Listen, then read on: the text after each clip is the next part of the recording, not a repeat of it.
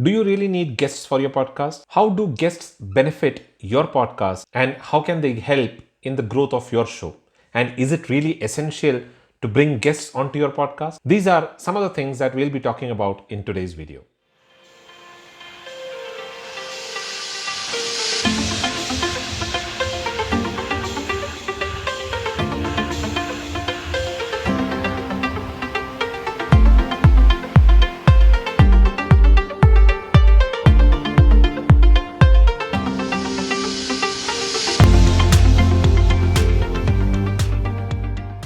Hello and welcome to TPU TV. This is Dilip. If you're new to this channel here, then you might want to hit the subscribe button right now because in this channel, I share a lot of podcasting tips that can help you get started with your own show. So if you stay subscribed, you will be informed about all of the latest videos that I release on this channel. And don't forget to click the bell notification so that you are updated whenever I release a new video here. And if you're new to the entire podcasting piece, then you might want to join my 10-day free e-course on getting started with your own podcast. You will be able to find a link to the course in the description box below. A few weeks back, I received an email from one of my listeners asking me why is it that I'm not bringing any guests onto the show. Now, this question prompted me to create this episode because it is very important to understand the strategy behind bringing guests onto your show. And this will also help us decide if we really need podcast guests for our shows. Most of what we are going to discuss today will be from an individual podcaster's perspective. All of this is going to be from a point of view of individuals who are creating their episodes and running the show on their own. Let's first look at the various objectives with which you start a show. One, you're probably a hobby podcaster and you're running it as a hobby. Two, maybe you're running it to make money through sponsorships, advertisements, and selling products and services. Number three, it is to build an authority for yourself or your personal brand. Or number four, it is probably an extension of your business. Now, in all of these four objectives, if we look at each of these objectives, we realize that as a hobby podcaster and as somebody who is looking at making money through sponsorships or advertisements, it doesn't really matter if you are out there to build an authority for yourself. But in the other two cases where you're running it as an extension of your brand or you're running it to build a personal brand for yourself, in both of these cases, it is important that you build authority for yourself. And it is these two bifurcations that is going to help us decide if we need to bring in guests onto our show. And if at all we are bringing in guests, then how many such episodes should we be releasing? Let us look at the two types of podcasters who start off with podcasting. The first one usually are people who are experts in a certain field and who are looking to further enhancing the value of their personal brand and building more authority for themselves. Now, number two, the second type of people are the ones who are interested in conversations and they want to use that skill of theirs to bring in people who can inspire and motivate others. Now, these are usually the two kind of people who start off with podcasts. The strategy to be used in both these cases are going to be different.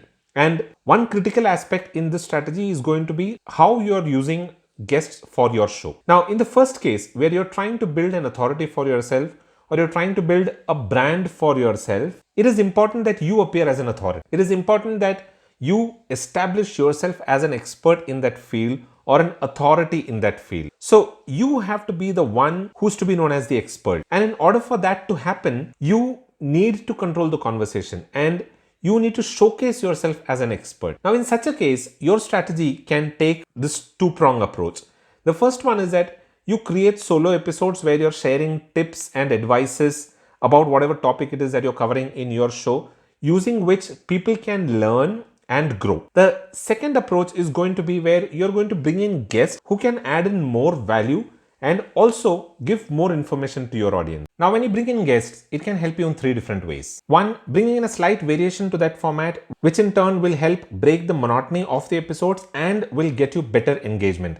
Now, a lot of times when there is a single voice talking into the microphone, it can become extremely monotonous for your audience.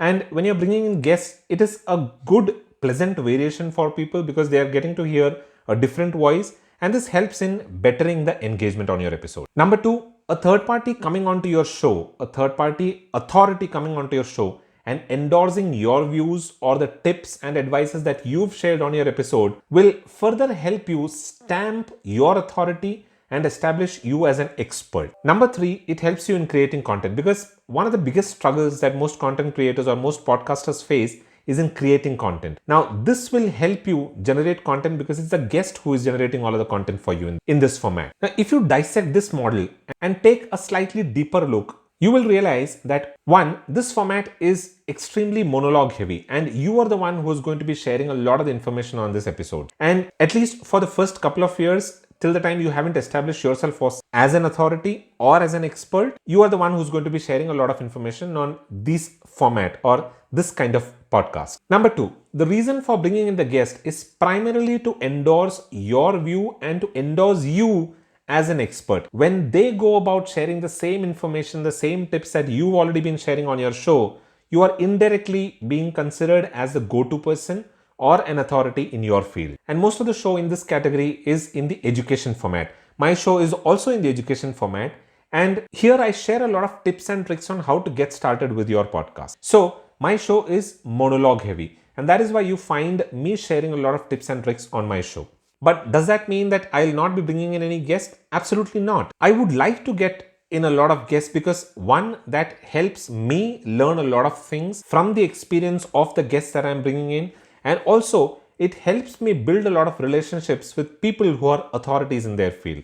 So I will absolutely be bringing in guests, but the number of guest interview episodes might be much lesser than in comparison to the monologues that I'm going to create. Now, looking at the second category of podcasters. Now, in the second category of podcasters, which usually is something that you will see a lot in the inspiration or the motivation niche, the objective of the show is to inspire people. And one person talking into a microphone every week is not going to be inspiring at all. I'm sure you will also agree with that. Now, instead, if you're able to get achievers from various fields and you're able to get them to talk about their experiences and their journey to success, you won't need anything else to motivate people or to inspire people. So these shows which are guest focused will need a lot of guests, and they are primarily in the inspiration or the motivation niche. Now, what you will notice about such shows are that 1, the guests are the attraction for this show. People tune in to listen to the guests and their inspiring stories.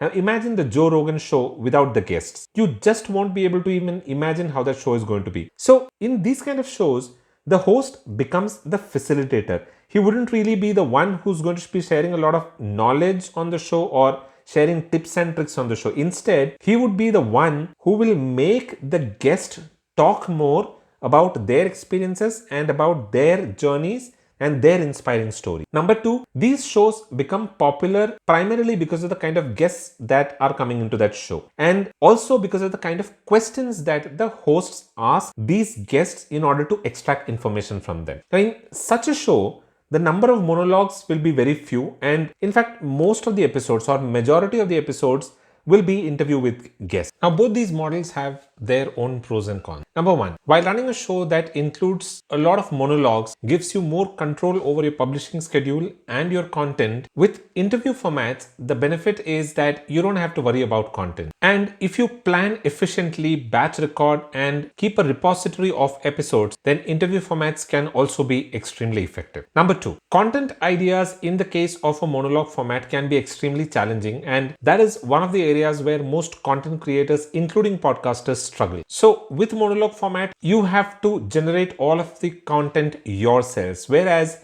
in the case of an interview format podcast, most of the content is being generated by your podcast guest. They come on the show, they talk about their experiences. All that you're doing is asking questions. So a lot of the content is being generated by your podcast guests, and that way a lot of the content generation is taken care of by your podcast guests. Number 3, the editing time in the case of monologues is pretty easy.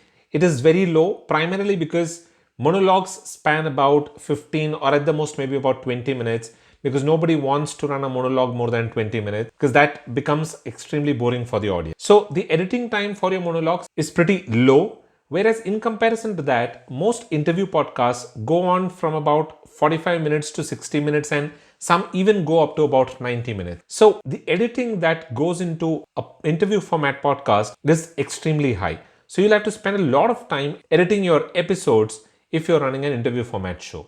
Number 4, getting guests can be another challenging activity if you're running an interview format podcast. You have to browse, check, look for guests, talk to them, convince them to come on the show, then do a lot of to and fro in order to book schedules so that it suits both you and your guests, and then go about recording the episode. And one of the biggest activity in all of this is finding the guests and getting them to come on your show.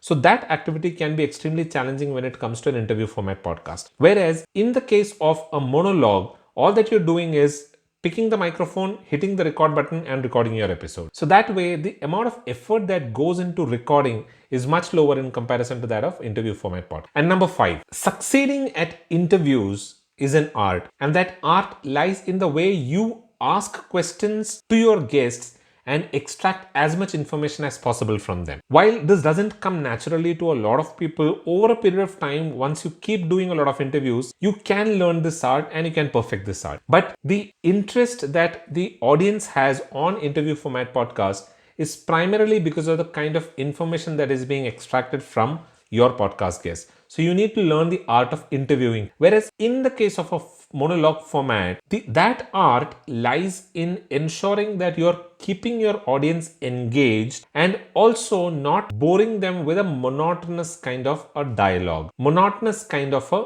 conversation. It is a one-way conversation which can become extremely boring. So that talent or that art is in engaging your audience and keeping them engaged with your conversation. So what format to go with will depend upon, one, your convenience, your podcast format, your podcast niche, and a lot of the other things that surround these 3 things. So you might want to think through all of those things before deciding on bringing podcast guests onto your show. So to answer the question, do you really need podcast guests for your show? Not really. You can always start off and run a monologue format podcast. And there are a lot of such successful podcasts which are running on the monologue format. And they've been running for years together without any podcast guest coming on their show. You can absolutely go and run a monologue format podcast and run it for as many years as you want, provided you are able to generate all of the content on your own. But the choice of bringing podcast guests onto your show has to be dependent on your strategy, on what is your podcast format, what is your podcast niche,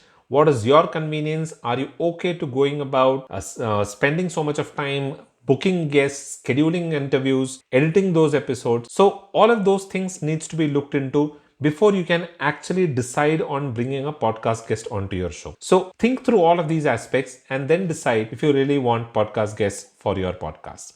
Now, on to my simple little tip. Now, this is what I recommend to most beginner podcasters. What I would recommend is that you start off in a hybrid format. So hybrid format is where you have some monologues and some interviews. Now, running a hybrid format gives you both the benefits. You can have more control over your publishing schedules, over your content, but at the same time can bring in a lot of podcast guests and give some varied value and information to your listeners as well. At the same time, if you are into an inspiration or a motivation kind of niche, you can be a little innovative and creative and use this hybrid format there as well. What you can probably do is intersperse your interviews with small monologues where you are probably publishing a synopsis of the discussion that happened maybe in the past episode, so that people who don't want to spend that 1.5 hours listening to that entire interview can still consume content in small, maybe 10 to 15 minutes episodes. So go ahead, be a little creative and innovative and create monologue format podcast episodes as well,